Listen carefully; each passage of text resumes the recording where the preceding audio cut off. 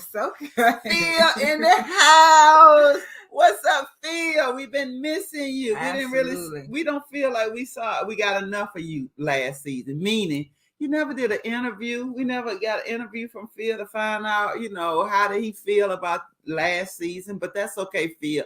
We were happy to see you. So Donovan and Phil have been best friends for like over, I think, 12 years. Mm-hmm. Phil is like the god parent to his children, and Phil is the bone keeper of all the secrets. So all the secrets and the bones lie with Phil.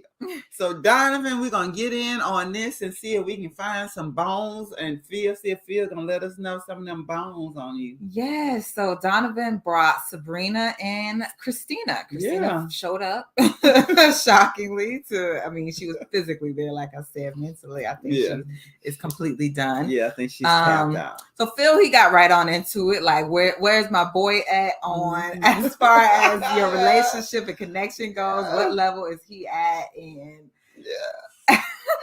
made a joke because Christina was like, "Oh, he's up there." Yeah, he's one of my top connections, and I guess that rung a bell to Phil, because Phil, you remember when you had 3 women, and you was telling them not 1, not 2, but 3 women, and you was telling them all they was on the top of the list. They was on the top. Yeah. Without saying there. anything. So Phil was like, okay. She's like, do I have to share? He's like, nah, that's okay. I want to say, Phil, was you finna try to make her share? Because you wasn't holding nothing. You was holding your mouth, licking it tight. Yeah, he tried to last episode, but it was cute. It was. And then he went on to Sabrina, excuse me, asked her. And I don't know at what point in the conversation it was kind of mentioned that, what's his name? Donovan. Phil was trying to say, like, Donovan, he's been through a lot right now, seeing his ups and downs, and he's overcome.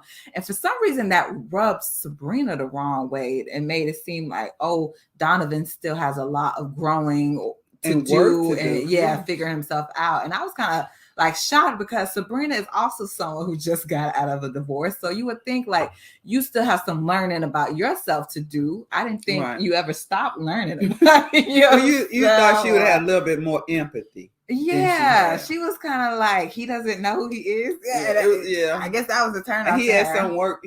Donovan has more work to do on himself. I was like, ouch. I was like, all right, then, Sabrina. I guess she wanted someone that was. I don't know what you want. I don't know either. Because Demetrius is doing work on himself too. Right, everybody's working on themselves. And then Sabrina should be doing some work on herself. Right, Sabrina, did you just get out of a divorce like a couple of months? You just got divorced a few months before then, right? I know she said something like she's been single. Did she say like a year and a half? But I don't think her divorce was final for a year and a half. No, and she was dating between then too, because she told on Tori's date like that she had been seeing people in between. Right. So that's what I'm saying. I think people definitely coming out of 2020 period should be still constantly working on themselves. Mm-hmm. But if they've been in a relationship, long-term relationship, Sabrina, I don't think you should really be judging Donovan because he got work to do. Right. And learning himself. And my thing is like, okay, say you know yourself and he know himself. That means you guys, what if you don't grow together? Like, exactly. You got so stuck in your ways that, I'm not ever changing. So and then you got to be open to somebody trying to learn and better themselves too. If you're in a relationship, how do you support somebody when you still looking down on them because they ain't where you think they should be at? Like, and I just don't know where he's supposed to be at. I was shocked that she took that as a negative. She did take it. She definitely took it as a negative.